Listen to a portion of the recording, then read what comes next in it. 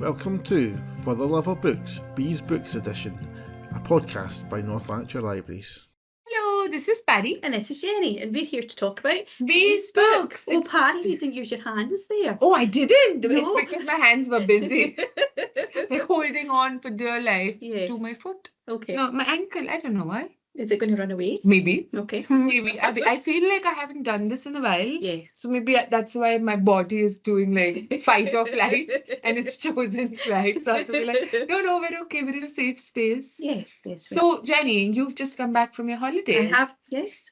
Are these the books that you bought from your holidays, or did you manage to read other stuff? So usually when I'm on holiday, I don't read very much at all. It's opposite than most people that read more on their holidays. But this time I did read quite a few books on holidays. So yes, 3 of them are from my holidays. Another one was just before my holiday. Okay, great. I'm the same actually. I don't read a lot because when I'm traveling, I read so much at home. But when I'm traveling, I'm like exploring and exactly. doing things. So I feel like I can read whatever. Yes. But okay, great. And how about your books? So my books are actually from the summer heat wave that the third heat wave. It was the summer. Done. but it was the third heat wave. So I'm actually pretty happy because I've had much more sun this year or this summer than like all of last year combined. So I'm pretty happy. Yes. And this was, I think it was like a 3-day weekend that I had off. So one of my favorite things to do when it's hot in this country is to have a book picnic. So Nice. I stick to a book and like I'll like get picnic food and just sit out in the back garden and read or go to a park and read and stuff. This time I read not one book, no. I read a lot of books. Oh. Yes, and they were all children's books as well. So Okay. I'm going to tell you more about them. But Interesting. because there are so many books. Did I say what the theme is? Oh, no, I don't think we did. No, well, because we're talking so much. And the astute listener might have guessed that the theme is summer vibes. Yes. Although sometimes the themes are a bit off kilter, so they Yes. could have been like Christmas and summer or something. But yeah, summer vibes. So I am like sort of choosing it to see. I celebrated Scottish summer by the weekend by a book picnic, which matches perfectly. And I read too many books that I usually wouldn't have like tried to fit in so many. But because it was a picnic, I'm just gonna give like brief glimpses of each book rather than talk about them in great detail. Another reason I'm doing that is because none of the books are available in the libraries.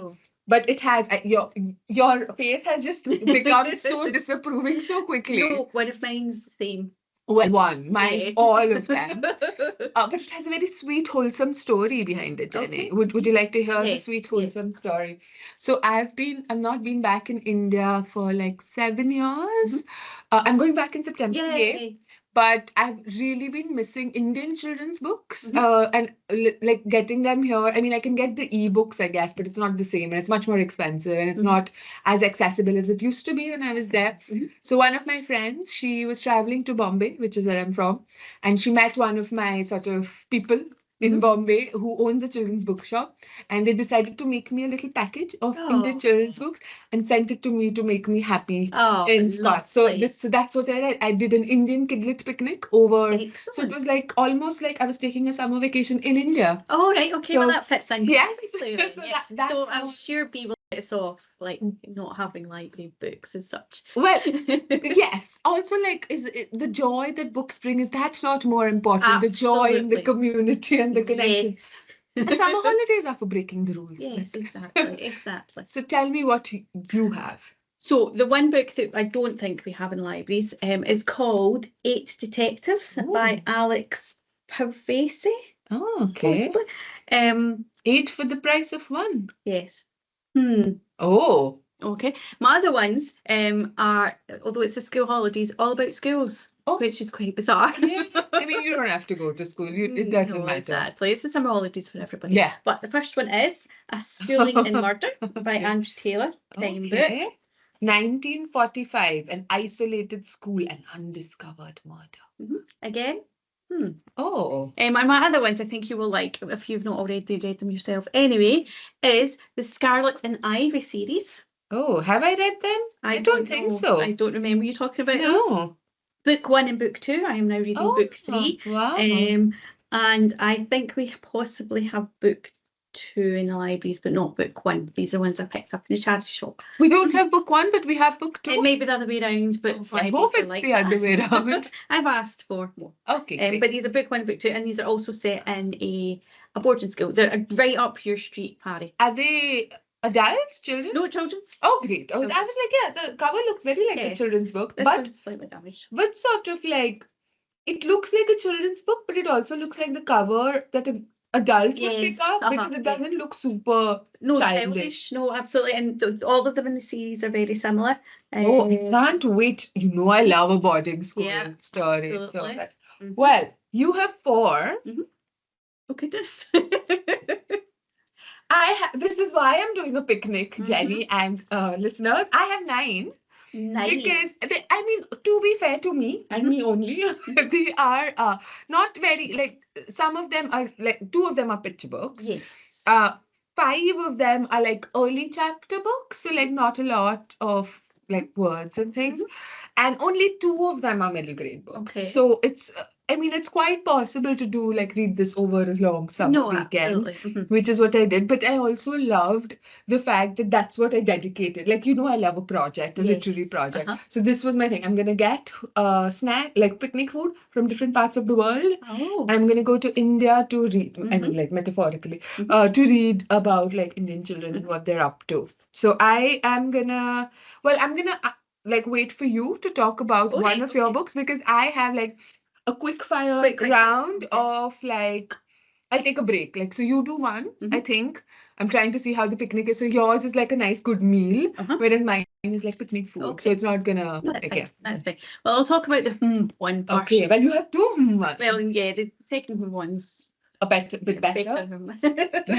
So 8 Detectives. Okay. It's an adult crime. It's set. I seem to have went old school. It's set in the 1930s. And basically there is this author who has went into hiding. He's become a recluse, and a character called Julia Hart has come across him in this sort of island somewhere hot and sunny. We're not quite sure, Greece or somewhere like that, because she works for a publisher who's decided to publish this book that he wrote many moons ago before he became a recluse.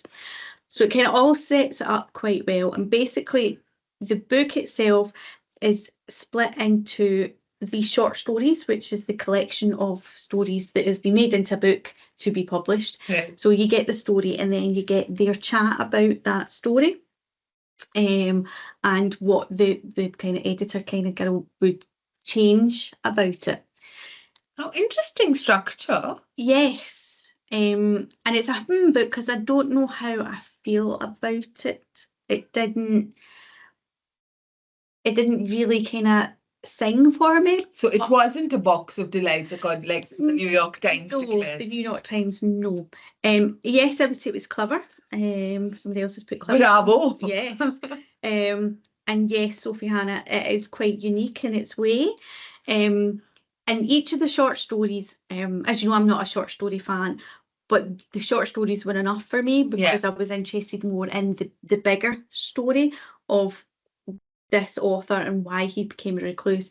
And you kind of get hints of things as she's talking to him. And as the book goes on, you discover that she's actually wanting to know things for a reason. And I'll not spoil it by telling you the reason or what happens right at the end. But basically the short stories, she reads aloud to him, you know, on the beach or, you know, in his room or whatever, and then they kind of discuss it. But it takes a while for you to realise that's what's happening.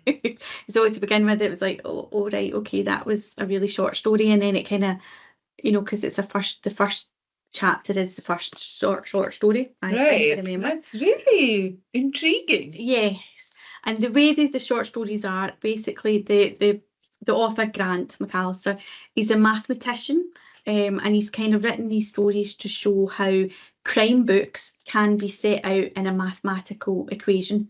Basically, like all crime books or, you know, murder mystery books need to have a body, they need to have a detective, they need to have this, they need to have a group of suspects, etc., etc.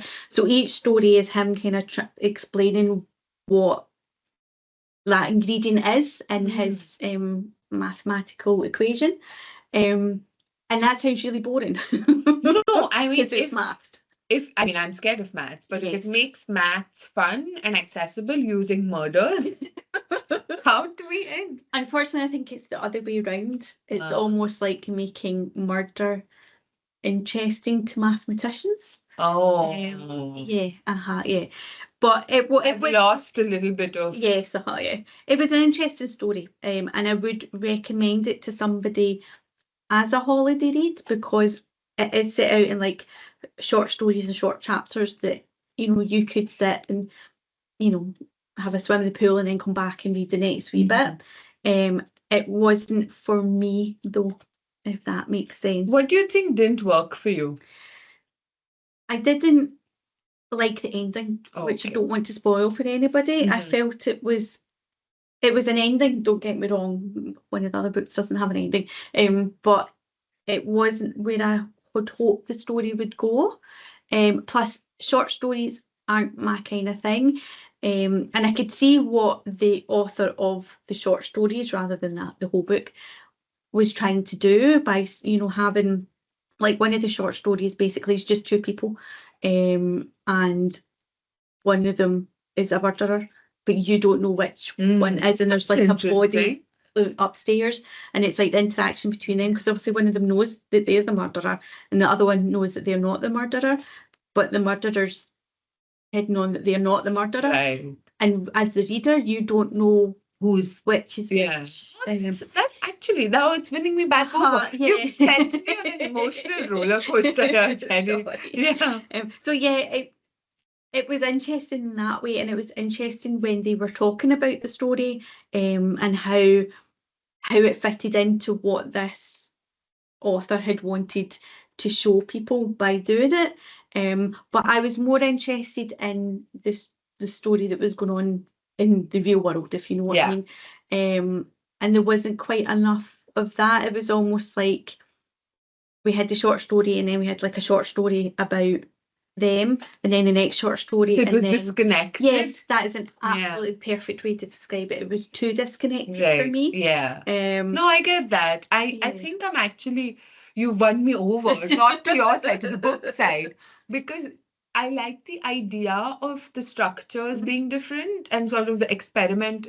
And again, like, maybe the overall story might not work for me like it didn't for you, it seems like, but I'd still like want to try the short stories and read them as a standalone and not really bother so much about the overall. I would say you could read it like that. You could read all the short stories and then go back and read the rest. Right. Oh, that would, so like an experiment in readership. Yes. I think it's all the problem is I went into it blind. I liked the cover, I picked it up and I started reading it. I didn't read the blurb. I didn't know what I was going into. I think possibly had I known what I was going into, I might have been a bit more prepared. Do you think if you'd read it not on holiday, you might have been in a different, because sometimes on a holiday you want to read a specific kind of book, and if, like you say, you were thinking it would be like a nice golden age crime, like sort of comfort read, and then it became a little more of, not a challenge, but a little more challenging of a read rather than a comfort read. I think if I had read it at home, I would have given up. Oh. I think it's the opposite. Wow, I think because it was the only book I had with me at the time. Then so it held you went into fancy shops and bought more. I feel as if I kind of made myself read it, and I'm glad I did make myself read it. I know I've kind of talked myself out of it, but I'm glad I did read it. But now I'm going to put it aside and never think about it again. Which is also fair, because sometimes you don't want, like, books serve their purpose for that very short period, and that's enough. Like, I will warn you though, if you are going to read or listen to it, and I don't know if maybe listening to it would be better. Some of the short stories are quite dark.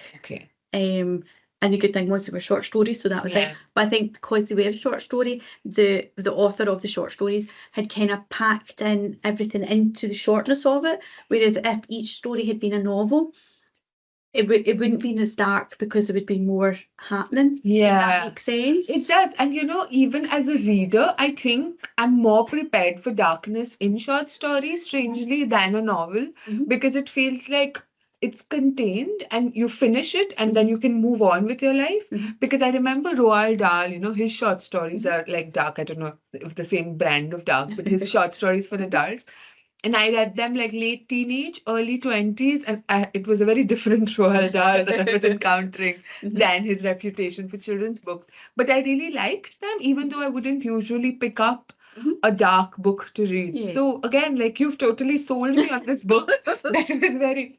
I'd be interested to see what you think about it. Yeah, yes. But I think you're right in a way. I from the cover and the name of it, I had thought it was going to be a cozy crime. It looks like it. Even sort of the kind of images that they've used. It also has like a double cover. Yes, it does. Oh, very cool. Yeah, and it is set in the 1930s. Yeah, which is golden age crime.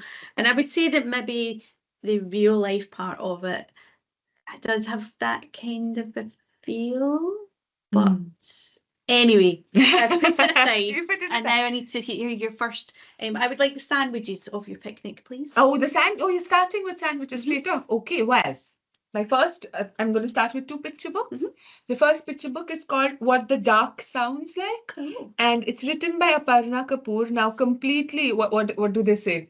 Full disclosure, Aparna Kapoor is one of my very best friends. Oh, okay.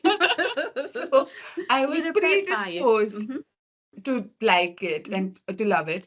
But yes, I do love it because it's a beautiful cover. It is the author who I know. So the illustration is, you mean the illustrator? Yes, I do not know. So, and I still love the illustrations as well. So I'm not completely blind to people who are strangers. It's illustrated by Krishna Bala Shenoy. And this is what the brief glimpse is. I'm just reading from the back. And it's because it's really abstract, so it's a bit difficult to explain. So I'm going to let the publisher do the job for me. What do feelings feel like? What does love smell like? What is magic?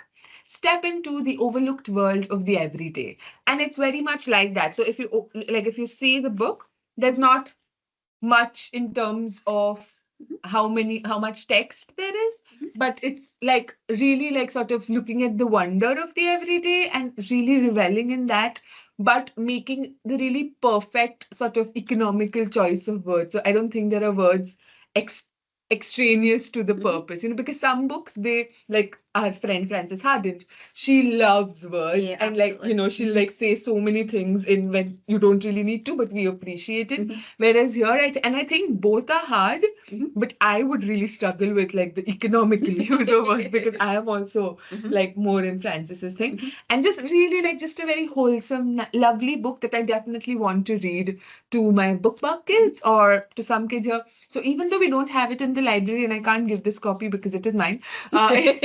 She made that very clear. It is mine. I would still share it with people. Yeah. So yes. And that is a good thing about books. Yes. Absolutely. The second book is called Ilham's Birthday.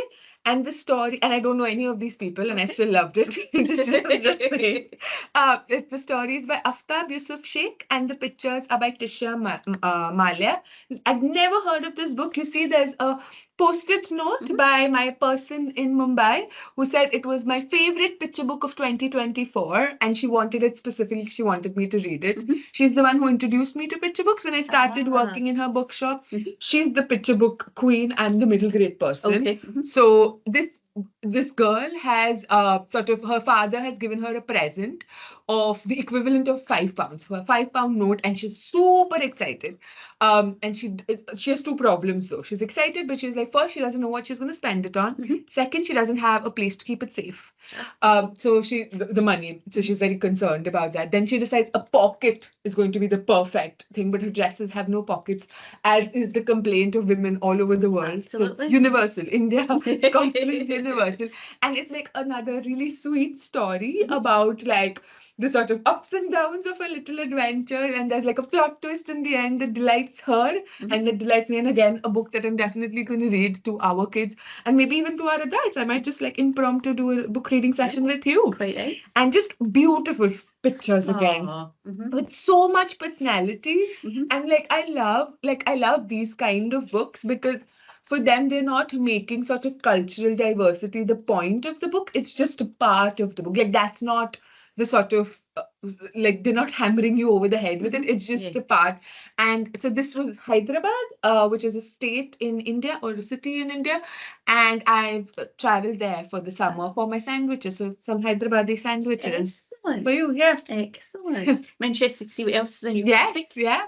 I'm going to talk about my other book. Yes, you have to save the best for last. Yes. So, Andrew Taylor, A Schooling in Murder. I am aware of this author because he does write like historical crime, which is my thing. I've just not got round to them yet.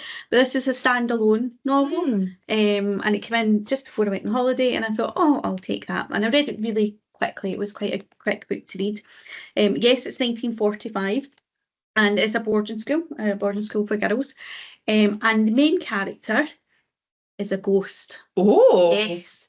So, you prepped that up well. First it was your face, and I was like, oh, there's something good coming. And then you like teed it up, and then you delivered. I really enjoyed that. I really enjoyed, because it's I forgot it was a book. Yes, yeah. I enjoyed the main character was a ghost, and like at first you don't, because again, I quite often go into a book completely blind, so I did not read the blurb of this. I just seen 1945, an isolated school, an undiscovered murder. That's for me. So it's this big old school, which I think used to be like a stately home, and then the war, you know, it's kind of been made into a school because it's out the way to keep the kids. I'm not quite sure about the whole background of the school, but the main character, you kind of speak to her, she speaks to you at the beginning of the book, and you kind of think, what? And then you realise she's dead. So yeah, and it's really unusual, and it's great because he's laid down the groundwork for you. So as a ghost, she can't go anywhere that she never went in life. So she can't go into a broom cupboard because she never went into the broom cupboard in the school in life. She can't really go outside the grounds of the school because she didn't really, go so there. Wait, is the ghost the detective? The ghost is the main character. Okay. And she has been murdered. Oh, she's been murdered. Yes. So it's her murder mystery. Yeah. Oh, right, okay. But she's talking to us, but nobody else knows that she's a ghost. So you kind of learn a wee bit about her. And then a male teacher comes to the school, and to replace her for a while. And there's a lot going on, and I'm saying, but it's just about the ending. The rest were really good. So he's come to school to fill in for her just at the right moment. Because he's a male teacher, he's not allowed to live in the school.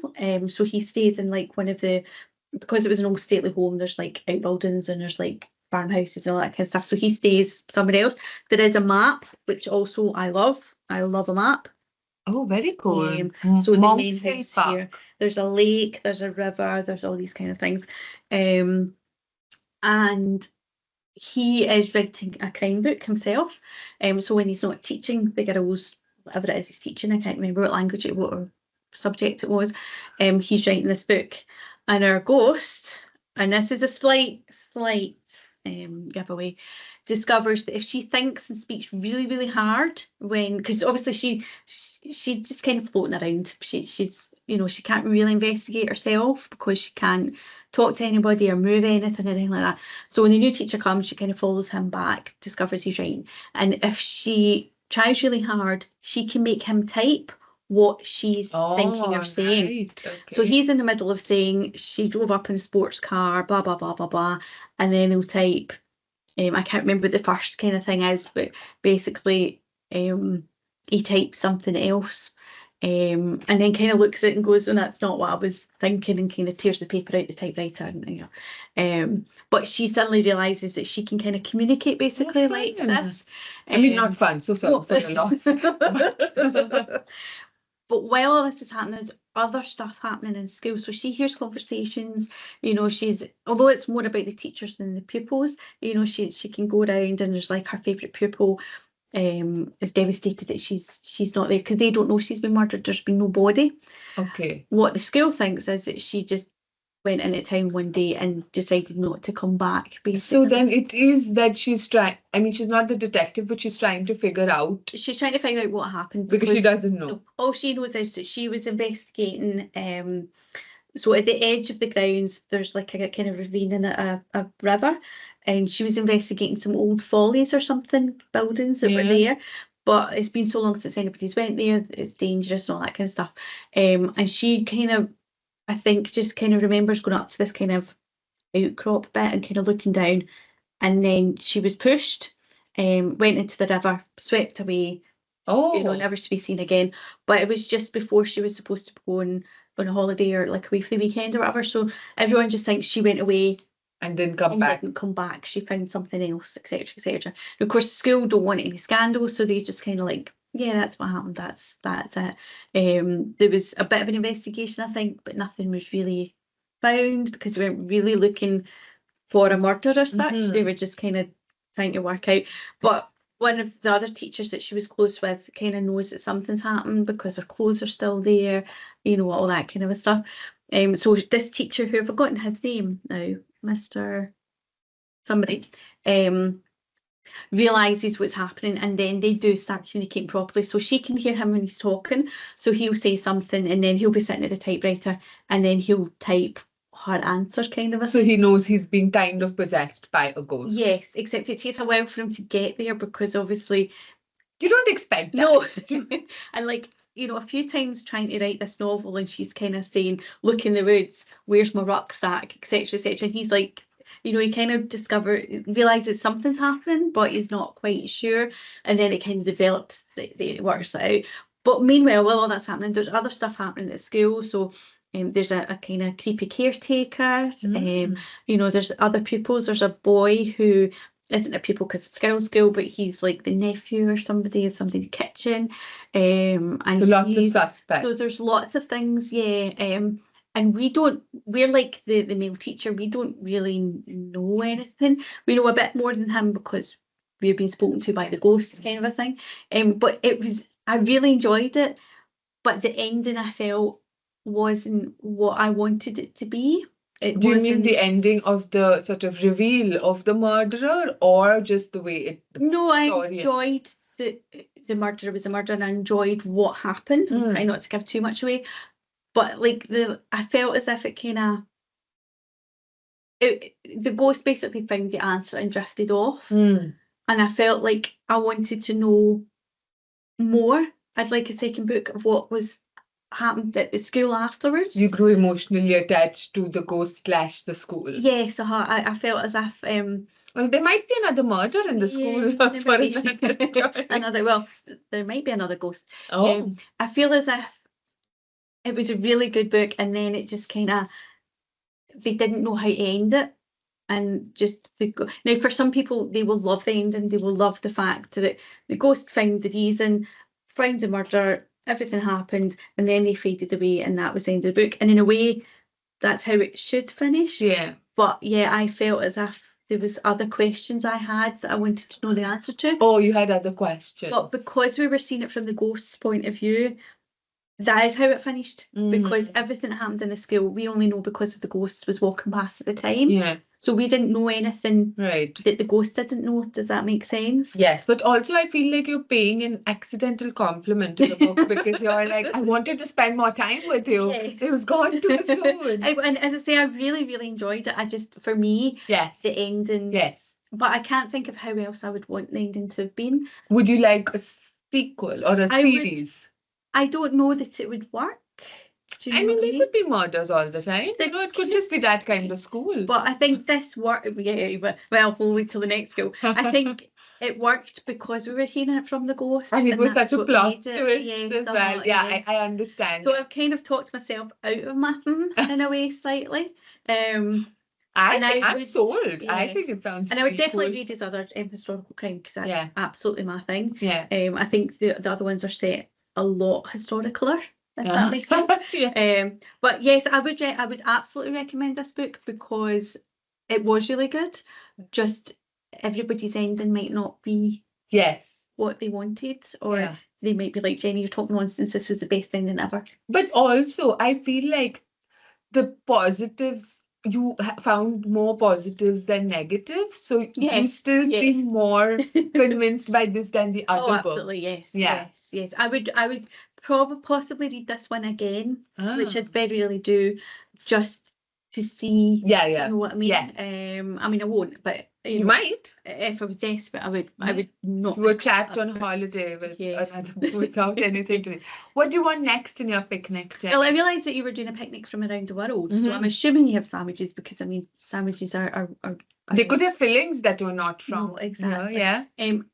For me, another part of my picnic Mhm. would be the jam tarts.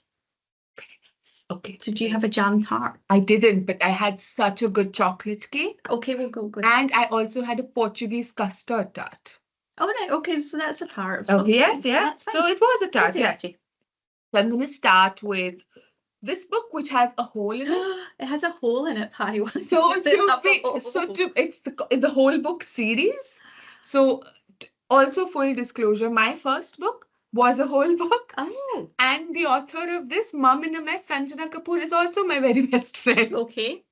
And so, Um, you see although, what's going on. I will say, Pari, if you were going on a picnic, you would go on a picnic with your friends. You're so right. So- Yes, I want to hang out with the people I love. Sometimes Absolutely. strangers who might become friends, but which has been the case in all of this. So is it the publisher then? Is this Yes. the thing that So publishes it's up? just basically they started with like 4 books and now it's like a whole series of whole books, and it's to get kids like intrigued and invested, and they come up And with adults. like and adults. And they come up with different ideas of what you can do with the whole. So one with the whole marketing thing, what can you do with the whole? And sort of, I'm just using it as a toy now. You seem a bit concerned It's like about because she was spinning that around her finger. I was scared he's going to come out and hit the computer. It's just an embodied listening experience, Jennie, this podcast.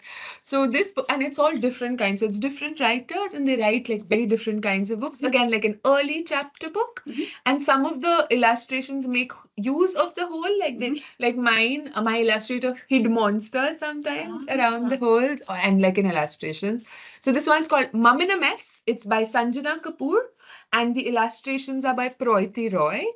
And this book, I really I both really liked, but also felt a bit sad by, because I know the author and I know what she was writing from, like where she was coming from.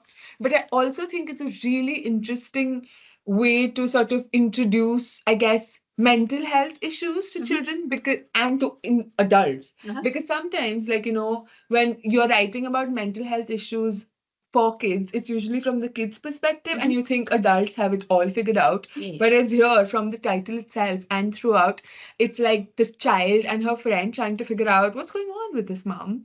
So basically what happens is one morning, this mom is like really frazzled, and a coffee pot that was on like the shelf, she drops it accidentally, and that was like the camel that broke the straw's back. And she refuses to clean up the coffee pot. So every day there's like this broken pot and coffee that you have to walk around. The mum steadfastly ignores it. The child is like, should I clean it up? No, you're not to touch the coffee pot. I will do it. The dad says we need to let her deal with it herself, which sounds like a really weird premise for a book, but I think it works because it's like the child is sort of trying to figure out things that they might not be able to articulate quite well, but in a way that's like really accessible and child friendly, and like sort of like the child figures out that everybody needs to help each other rather than just the adults looking after the children. Sometimes children need to look after adults, and really nice. So great book, but I have like mixed feelings because of I know where this is coming from. The second Portuguese, well, now we're having the jam tarts. We've had the Portuguese tart. It's a part of the Poofs series. So and they call it the Power Poof Girls. All the author acknowledgements have been calling it that. Again, early chapter book. So it's pets, other animals, families, friends, and school. So each story is either one. So this one's other animals. So this one's called the Cuckoo Capers by Bijal Vacharajani, and it's illustrated by Kanato Jimo. And the second book in it is Friends. So it's the second Friends. Blame It on the Aunts by Lavanya Karthik. She's written and done the illustrations. And the third one is again my friend here. Not that I'm biased. Same friend. It's the same friend, Sanjana. It's the school story, Poof's school story, The Great Sneak Out by Sanjana Kapoor, and pictures by Sunaina Coelho. So, like this one, I mean, I like them all, but I love this one. Not because it's my friend, The Great Sneak Out, but it's basically this friend, this girl. I'm not even telling you their names. It's a picnic. We don't have time for names. No. This the main character. She's just started third grade, third standard, year 2, 3, whatever it is here. In India, it would be third standard, so she's 8. And her sister has started first standard, so she just started primary school, her younger sister. But her younger sister hates her classroom, hates teachers, just doesn't want to be there, just wants to be with her sister. So every morning she like does an escape attempt, successful escape attempt from her classroom, and goes to her sister's classroom to hide in under the table, under her sister's table, because she's like, I'm not going to this classroom. It's horrible. The teacher is horrible, everything.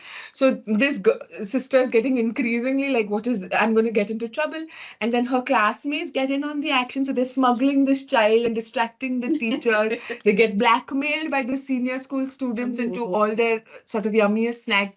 It's completely mad, completely unhinged, very different from Mum in a Mess. And I loved it so much more because this was a sort of the grain of this idea was Sanjana sort of in her when she was in primary school once had to hide her sister under her bench, and her sister is my the friend Aparna Kapoor, so they both are. Yeah, so, and it's really mad because it's like there's like this mafia sort of system that started, and they've become like great heist sort of people because they have to take her from one place to another so that the adults don't suspect, and they have to make sure that nobody's gonna like give them away and things. So it's like completely like ridiculous, like silly, and like really fun. It's a lot in such a small book. I know, and like although to be fair, the text is not as small as this, so I think it would be like between sort of early chapter book and chapter, so there's more, but it's still you'll finish, like we would finish it in like half an hour, but it's really fun. So this one was my favorite, and not because I'm nepotistic at all. And this one, the last one, it's not a part of the series. It is my friend. I'm so sorry. It's called I Won't Wash My Hair. And it's by Aparna Kapoor. And the illustrations are by Ogin Nayam. And it's about a girl whose parents have gone away for some sort of thing, holiday or conference or whatever. And her aunt is coming and looking after her, but her aunt is very airy-fairy, doesn't pay attention to anything except her cat/dog. We don't have time to find out. Yeah, so it's one of the pets, so she's just concerned about her, just leaves this child up to her own devices, and she decides this is the perfect opportunity. I hate washing my hair. My aunt doesn't care. I'm not going to wash my hair. And then increasingly, like, her hair gets smellier. Her teacher keeps getting her further and further away. She's like, oh, you sit at the back of the class. No, I think you should sit outside. No, I think you should sit outside the window. And she's just finding different things in her hair and stuff. Some of them are more realistic than others. Bugs you would expect, like the universe you wouldn't. But and then in the end, this book doesn't exist in the library again. It is mine. You can spoil it. So I am going to give you a spoiler. Her parents are coming back, and she's like, oh, but my parents will care if I don't wash my hair. My aunt is going away. So she finds the perfect, she's like really worried, and she's like, oh, what am I going to do? And she finds the perfect solution, which I'm going to show you visually. I'm not sure her parents would like that. I love it. Like, I absolutely and look at the gorgeous hair that she has, the long hair. And then in the end, she shaved it all off. She's like a little bald baby. Or like so one of the things is I've kept forgetting the name of this book. And like, I just couldn't remember, but I remembered I loved it. And I remembered the baldy at the end. And in Hindi, the bald is taklu, which is like a very cute word, taklu. So I keep calling it the taklu book. So she's written like a note for me saying that this book is forever going to be known as the taklu book now, because I refuse to learn its title. No, quite right. I feel like it couldn't have been the title because the twist is, then you'd like see and be like, oh, that's it. But now you've read it. People would know. Yes. I'm so sorry. But other people would know that that's what that is. Yes, you're right. Yeah. So, but yes, I loved these two books the best, but the other two books were also really fun. So, Portuguese Start and Jam Tart Success. Excellent. Yeah. And now, tell me about your favorite. So, I seen these in Shad's shop when I had finished 8 Detectives and thought, no, I need something better. Yeah. They are junior books, red stickers, we would have them at. They're by Sophie Cleverly. And again, it's set in a boarding school for girls. It is around about the same time. I feel as if it's either just in between the wars or just after the Second World War. I don't think it really gives you the dates, but from some of the things they talk about, like the war, it's obviously, fairly recent kind of a thing. The second, or was it the first? Not quite clear. Yeah. So, it's one of the Yeah. big ones, but you're not quite sure. I'm sure at some point it probably will tell you, because I'm just, in fact, there we go. 1935, so it's in between them at the war. Right. And it's this big school. Again, I have a feeling that, it might not have been a school to begin with. It just became a school after the war.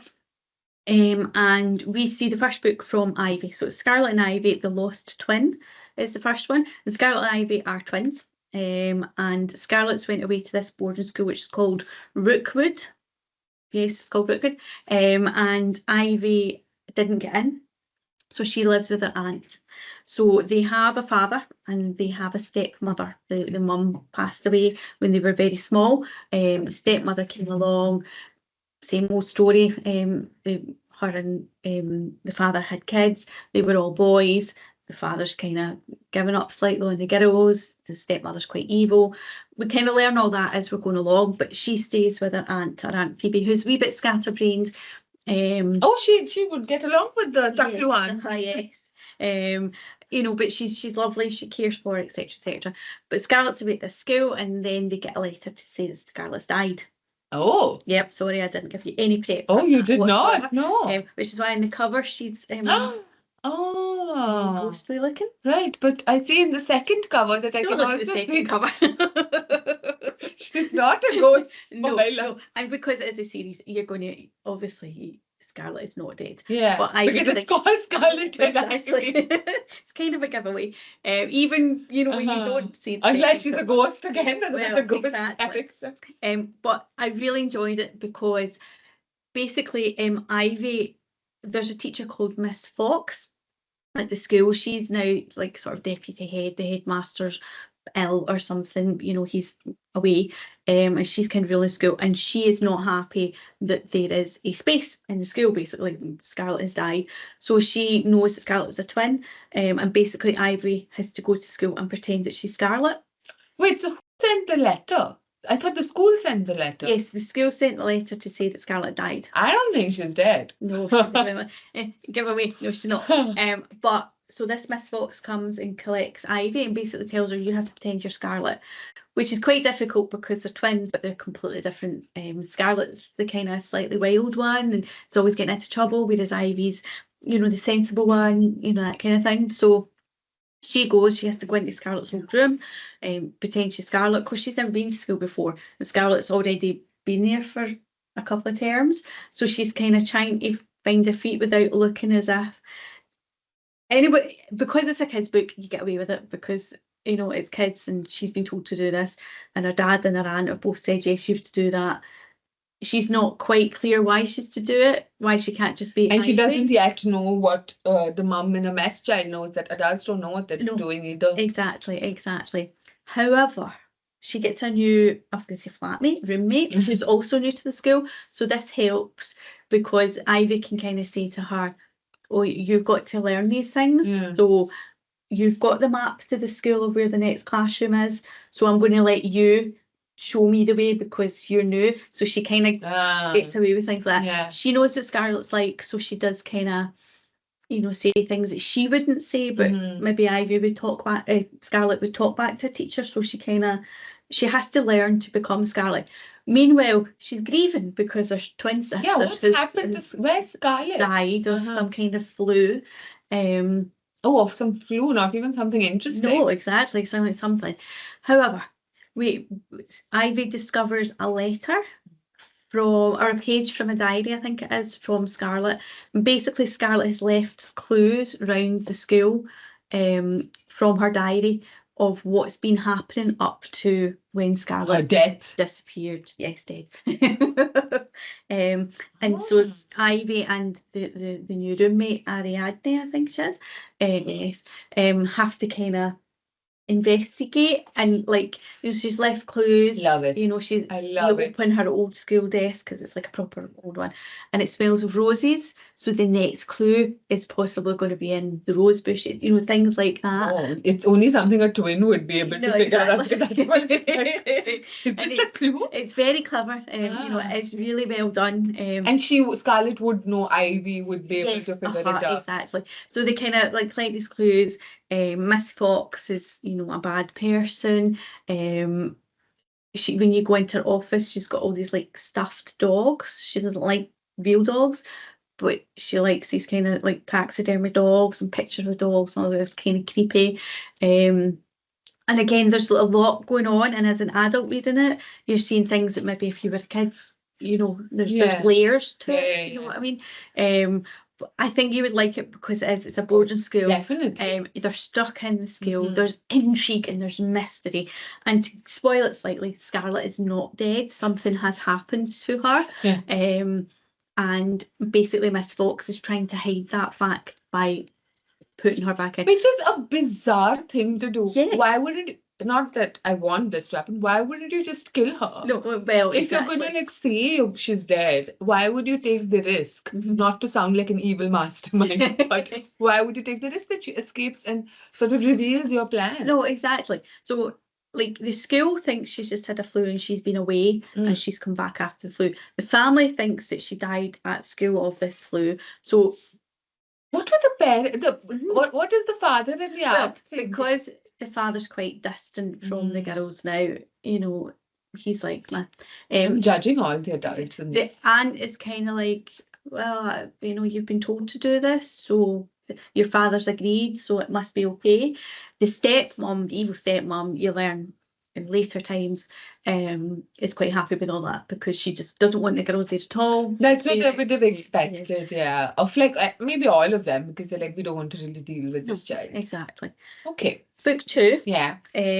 Is Scarlett is not dead. No, Scarlett's not dead. So it's Scarlett, Ivy and Ariadne. It's her as well. Yeah, so it's now 3 of them. Right. You know, kind of. Although Scarlett's not sure about Ariadne at first. You know, she helped find you. Yes, exactly. The second one is chapter about. So sometimes you're seeing it from Ivy and sometimes you're seeing it from Scarlett. Nice. It's really well done. Yeah. It's like, you know, the Murder Most Unladylike when they do Hazel and Daisy. And that's what it reminded me slightly. Yeah. That they have their very own personality. Yes, yes. And like occasionally when I was reading the second one, I had to flip back to the beginning of the chapter to work out who it was we were hearing from, just because Ivy has picked up, because she was playing Scarlett for a while, you know, some of the things she's kept. And some of the things like are not Scarlett's, but they've made Ivy grow up slightly, if you know what I mean. So she kind of does things that Scarlett's not always happy about, because it's like, oh wait a minute, that's, you know, I'm the one that does that, you know, it's that kind of a thing. But in book 2, still set in a school, Miss Fox has gone, the headmaster has come back, and there is more mystery and intrigue. There are no, I was going to say there's no deaths. There's historical deaths, which is fine. But how historical is historical? Is it 5 years or is it like it's a generation back? Yes, fine. There's no skeletons or anything like that. But book 2 is kind of following on, and you're kind of learning more in both books about the mum that's passed away. And you know, I've just started book 3 this morning, and again it's the same kind of thing. We're just following on and we're learning more. So it's the kind of books that you would want to read in order, and you kind of, if you were a younger person, you would grow with, if that makes sense. So they twins grow. They're still, you're not quite sure what kind of year they're in. You know, they're not in first year, because there are some smaller kids there. They seem to be sort of in the middle-ish, if you know what I mean. So what's the mystery like in the second one? This is where we learn a lot more about the generation past. And basically the whispers in the wall, Scarlett and Ivy, the whispers in the wall, I'm not going to spoil completely the first book No. and tell you where Scarlett was, but she's back and another girl back, and another girl has come back with them, who's younger but is slightly lost. So she's kind of living in the school, but nobody knows she's living in the school. She's kind of a wee bit like your character, just kind of hiding under the desk and things. Yeah. Doesn't want to go to real life. Nobody knows about. And we kind of learned that there was intriguing mystery a couple of generations ago, and that there was like a group of friends who were trying to discover things a bit like them, and what happened then has got a reflection of what's happening So now. You definitely need to read these. Read them in order, yes, please read them. Because at least, I mean, like the Murder Most Unladylike series, there'd be references and the girls were growing up, but and the characters were developing, but they could be read as standalones. Like it didn't make, I mean, there was some like wee bit. I would always say read things in order if you can. Yeah, but this one, I think it definitely needs. Yes, because a lot of references in the second book are about what happened to Scarlett in the first book. Yeah. And if you've not read that, you're kind of going to the news. I don't know what happened. And the third book seems to be the same. It seems to be they're kind of referring back to what's been discovered in the second book. So if you didn't know that, you wouldn't know. And with the mystery is good. Yes, I enjoyed them. They're kind of twisty turny. And yes, you kind of at some points you're like, oh no, don't go into the corridor now. You've just heard scary high heels. Don't go into the corridor. You were invested in it. Well, at least I was. I wanted to know what happened. We know that Scarlett's not dead. Where is she? What's happened to her? Who's done it? That kind of thing. And the second one, yes, I want to know why there's secret messages left on walls and things like that, who left them, etc., etc. So although there's no kind of murder mystery as such, there's still a mystery. Okay, great. You sold me on all three of your books, by the way, inadvertently in like the first two cases. We might be aiming for our longest episode yet, so I'm going to quickly, you tell me what is the last picnic food that you'd like Scotch eggs. Oh, very nice. Okay, so the first book, the first egg, if you will, A Demon in Dundee by Lavanya Karthik. And this is part of the Songs of Freedom series, which I love the idea of. It is all books set during the Indian independence movement. So like in the 1930s, 1940s, from like the British rule. But it's like about the children in different parts of India and what they were doing and how they were sort of participating in all these different things. So you're learning a lot of history. This was during a really famous sort of march that Gandhi in India did against taxes on salt. So the British sort of rulers had said that Indians are not allowed to make their own salt. They only have to buy it from us, and it was much more expensive. So Gandhi's like, no, I'm not going to do that. And he's did this march across not the country but like a huge part of it to like abolish the salt tax. It was one of the first sort of civil disobedience movements, and it's not really about that, like that's in the background, but it is about a boy who's like sort of helping set up. He and this community of boys have gone into this village to help prepare it in Dundee, because that's what it was called, the Dundee March. So Dundee is like a place in India, and they're setting it up for everybody to come and like do this historic like whatever thing. But while he's there, and he's a fan of Sherlock Holmes. I was just going to say, there seems to be a Sherlock Holmes. He loved reading Sherlock Holmes. But at this time, Gandhi had said that, listen, we all need to boycott British goods, because we need to sort of make it like a form of resistance. We only do Indian goods. And he's like hiding his Sherlock Holmes books. Nobody needs to see, but they give him a lot of comfort. And at that point, like he makes friends with somebody in the village, and then there's a death. There's like a murder, a dead body. Yeah.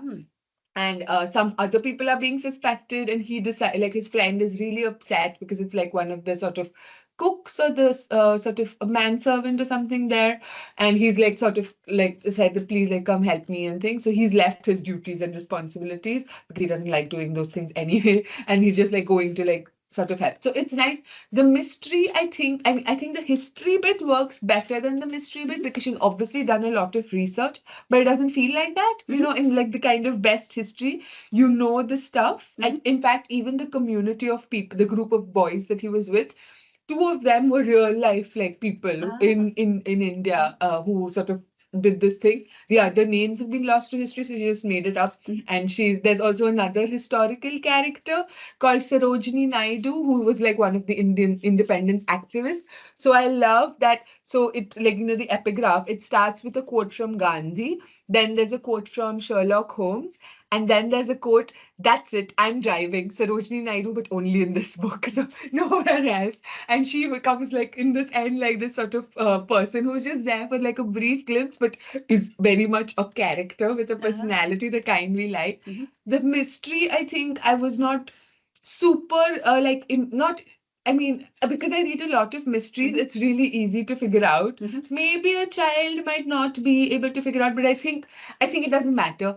I think the ingredients are all there, and the characters really, like, I love the characters because I think the pacing of the plot, the kind of different mad characters there are, the bickering that happens is really fun.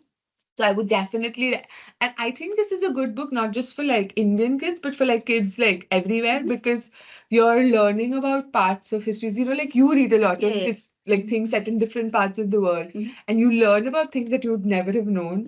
This is the same. Like in India, it's such a big country, you don't know what's happening in different parts. But also for the rest of the world, you're like, oh, we didn't know this was a part. So yes, this is the Scotch egg.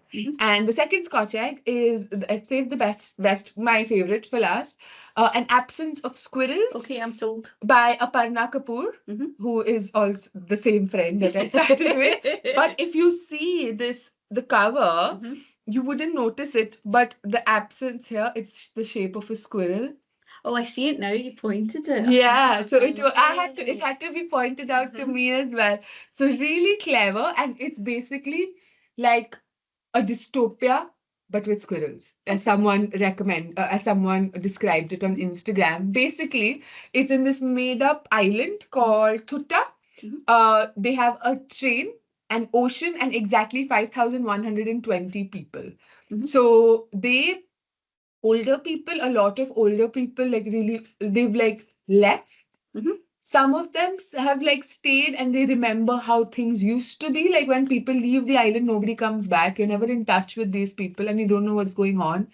They don't know the whole thing. Like what this girl finds out is they don't know squirrels. They don't know the existence of squirrels. And they don't think that they exist. And there's all mention of squirrels has been erased.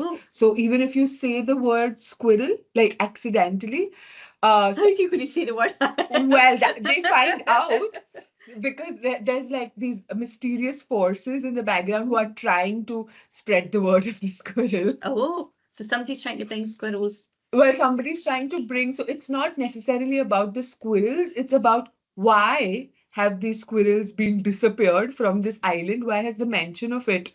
So like, I interrupted you. So what happens if somebody? So if somebody does accidentally mention a squirrel, their memories get erased. There's like this so it feels like this idyllic, non-technological thing. So it's set in like an alternative, obviously. But this like whirring cap comes and it's like grabs you by the head, and then you forget what had happened in the last like half an hour or something. So you have absolutely no memory of like what's happened. And this girl, the protagonist, just sort of encounters it in the wild. Like she was skipping school and she was just like going and doing her thing.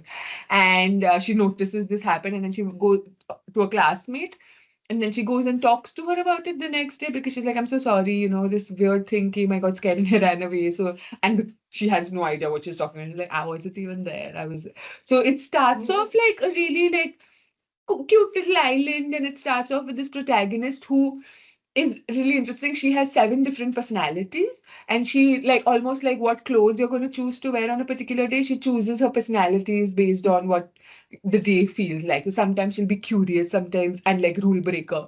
Sometimes she'll be like, I'm going to follow all the rules. Sometimes this day she was, her personality was like, I'm going to see where my whims take me, and her whims took her to the squirrel helmet thing.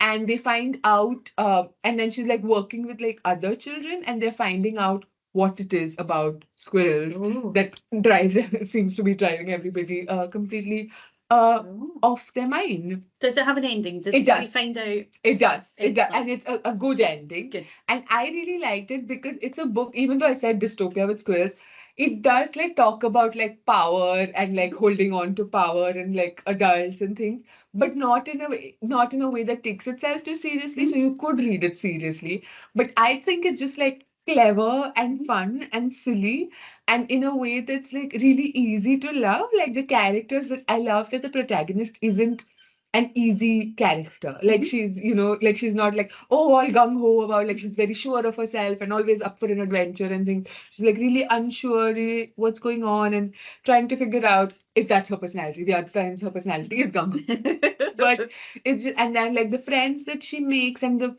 complex relationships between them. It's not like, even though it's about the protagonist, I love when like other people are involved as well. So they are also contributing to the cause of the squirrels. And like just silly things are happening. Silly characters are introduced, silly as a compliment. And I just loved it. It's the kind of middle grade book that I knew I would love, coming from the author of the Tucklu book, which is also my kind of weird. So it's weird and it's wonderful. I think like I feel like I would recommend it to a specific kind of reader, because like as you said, that Tucklu book, some people wouldn't like it. I think I love it, and I think I could recognize the kind of people who would be delighted by. And I feel like children are much more open to weirdness than adults. So it's the adult gatekeepers we need to get past. But I recommend this to children and adults alike. And as you would love, it has a map. Oh, it has a map. And the map's made by her sister, my other friend, Sanjana Kapoor, my other friend. I only have two friends. And yeah, so it is so there are these different sectors. Oh. And all these sectors live quite apart from each other. Except on Friday meetings, they come to meet together to talk about how great the leader is. Oh, and So, yeah, so that's, the Scotch eggs are done. I think it's time to wrap up. I see a cloud in the distance. The wasps are coming Yeah. No, I think it's time. Yes. So so now we finished the summer vibes. Hopefully you've not finished with summer. I'm pretty sure we have. There's sun coming up on Thursday, Jennie. I have hope. Okay. But if we don't, or if we do, whatever, what is it that we're going to be talking about next time? So next time we're going to be talking about sounds like a fairy tale ? So I'm going to do that differently. Sounds like a fairy tale, or sounds like a fairy tale. Sounds like a fairy tale. Yeah, that's it. It could be any. It could be any. Sometimes it sounds like a fairy tale, and it is. Sometimes it sounds like a fairy tale, and it most certainly is not. Well, squirrels. That's perfect. Sounds like a great fairy tale story. It is not. Thank you so much for listening to what might be our longest episode yet. Yes, exactly. Bye.